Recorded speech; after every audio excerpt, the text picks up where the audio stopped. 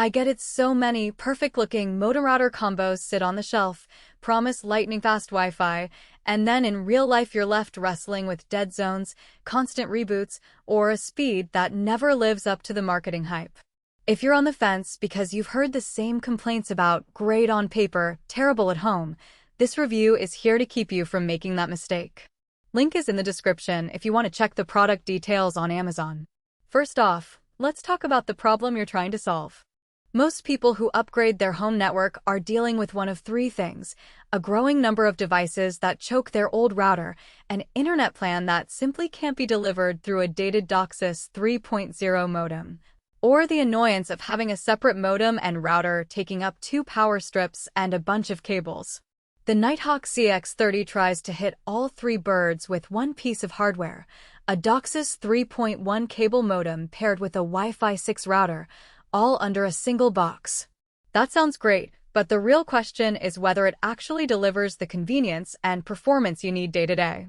When I first set it up in a typical suburban house, about 1,800 square feet, 2 floors, a handful of smart speakers, a home office, a gaming console, and a couple of work-from-home laptops, I was looking for 3 things: easy installation, reliable coverage across the whole footprint, and enough bandwidth to keep the gaming and video calls from stepping on each other. The box itself is straightforward. You plug the coax cable from the wall into the modem side, connect your Ethernet cable to a computer or a switch, and the built-in router handles the wireless side. The setup wizard in the Nighthawk app walked me through the activation with my ISP, and I was online in about 10 minutes. That ease of activation is a real strength. You don't need to log into a separate modem's admin page, then jump to the router's UI later. One click and you're done. Coverage is where the promise of up to 2,000 square feet gets tested. In my house, the signal held steady in the master bedroom and the home office on the 2nd floor, but the far right corner of the basement, about 30 feet from the router and blocked by a concrete wall, showed the classic Wi-Fi 6 dip. It still managed a usable 30 megabits per second, enough for streaming a Netflix show, but not the 100 megabits per second you'd expect with a gigabit plan. So the strength here is that for most single-story homes or apartments, the coverage feels solid. If you have a sprawling layout with thick walls, you might still need a mesh node or a second access point. Now let's get into the practical strengths that matter after you've unplugged the box for a coffee. The 4 gigabit Ethernet ports are a nice touch. I used 2 of them for a wired desktop and a network-attached storage drive, leaving the other 2 free for future devices. The ports also support link aggregation, which can be handy if you have a high-performance NAS that can split traffic across 2 cables.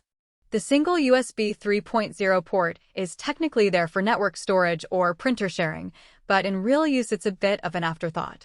I tried plugging a 1 terabyte external drive to share movies across the house, and the transfer speeds topped out around 50 MB/s, good enough for occasional streaming, but nowhere near the speed of a dedicated NAS on a gigabit link.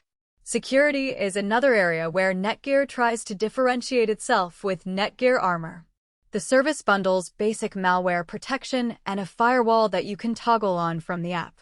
For the average user who isn't a cybersecurity specialist, that extra layer can be comforting. The downside is that the free tier is fairly limited, and the full subscription costs about $100 a year, something you have to weigh against your own security habits. If you already run a good antivirus on your devices and keep firmware up to date, you might skip the extra subscription entirely. One hidden trade-off is the lack of a dedicated 2.5 gigabits per second Ethernet port. The CAX30 advertises a combined 2.7 gigabits per second Wi-Fi 6 throughput, which sounds impressive, but your wired devices are capped at 1 gigabit per second. If you're the kind of user who runs a 4K media server or does heavy file transfers over Ethernet, you'll be bottlenecked unless you invest in a separate 2.5 gigabits per second switch downstream. For most families, a single gigabit port per device is plenty, but it's worth noting if you're a power user. Another practical weakness that shows up after a few weeks is heat. The motor router combo runs constantly, and the metal chassis can get warm to the touch. In a tight desk space without much airflow, the unit's temperature rose enough to trigger occasional temporary slowdowns in the Wi-Fi signal. Placing it in an open shelf or near a vent helps, but it's something to keep in mind if your home office is a cramped cubby. So, who should actually buy this thing? If you're renting an apartment, have a modestly sized floor plan.